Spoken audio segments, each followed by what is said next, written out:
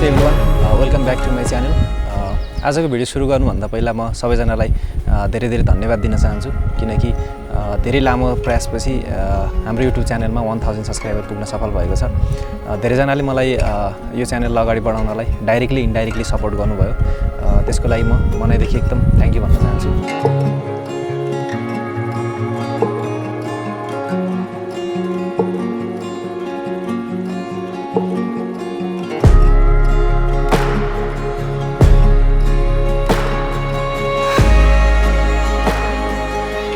मैले चाहिँ केही दिन पहिला DJI Mini 3 Pro चाहिँ किनेको थिएँ।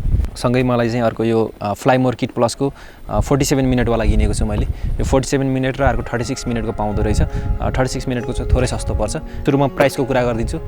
मलाई चाहिँ यो दुईटाको कम्बिनेसनमा ल्याउँदाखेरि चाहिँ ठ्याक्कै 1,50,000 पर्न गयो। हामीसँग एउटा 250 ग्रामको 249 ग्रामको ड्रोन छ। यो चाहिँ एकदमै हल्का छ। मलाई एउटा यो ड्रोन मन पर्नुको एउटा मेन रिजन यो पनि हो कि एकदमै हल्का छ र तपाईँ कोही ट्राभल गर्दै हुनुहुन्छ भने तपाईँको लागि चाहिँ एकदमै पोर्टेबल हुनेवाला छ यो ड्रोन चाहिँ। अर्को छ यो रिमोट कन्ट्रोल छ।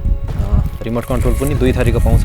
एउटा चाहिँ फोन अट्याच गर्नु मिल्ने हुन्छ माथिपट्टि र अर्को चाहिँ यसैसँग स्क्रिनसँगै यसैमै स्क्रिन अट्याच भएको पनि आउँछ। त्यो चाहिँ थोरै महँगो पर्छ। मैले चाहिँ यो फोन अट्याच गर्ने मिल्नेवाला लिएको छु।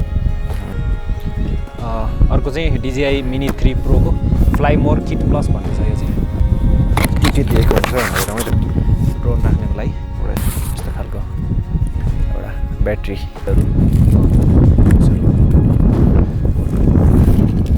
यो चाहिँ एकदमै हावा चलिरहेको छ र यति नै हो।